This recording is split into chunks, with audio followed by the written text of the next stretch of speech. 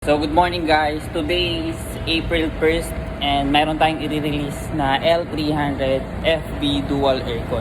As usual, before natin i-release, i-check na muna natin yung unit kung nandito na, and also kung walang damage or anything sa unit.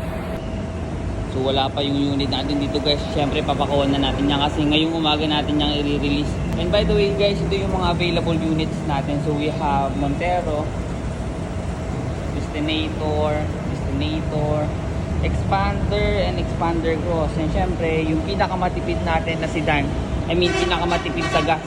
This is a Mirage G4 GLX automatic. And we have here an X-Force and L300, which is yung i-release natin pero hindi ito yung unit natin. Papakuha pa lang natin. So yun, pag nandito na, i-check na muna natin bago natin i-turn over kay client.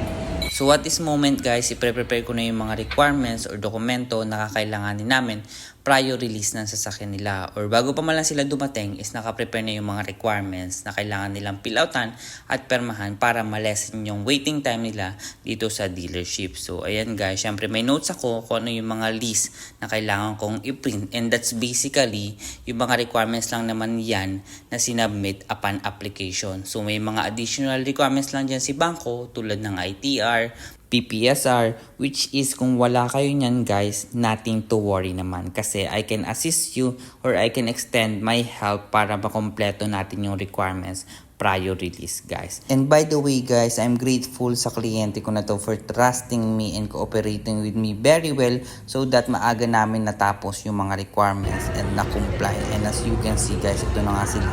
Nagpepermahan na kami ng dokumento, and kung makikita nyo naman or mapapansin nyo guys, we are at teamwork. So lahat kami may ginagawa dito guys para maaga matapos yung process ng release namin. And syempre as part of the requirements, kailangan ko silang picturean, syempre with consent to guys ha. And ganun lang kabilis guys, ay natapos na kami. And ito nga yung kamay ng guard guys, no. I don't know kung mag 1, 2, 3 camera lights in action siya dyan, no. But anyway, ito guys, palabas na kami, and I'm so blessed na natulungan ko tong kliyente na to kasi dream come true to para sa kanila.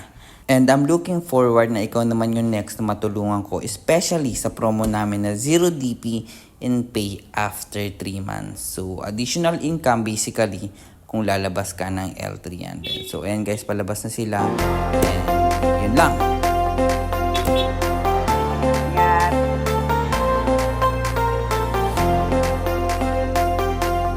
Sir, ingat po!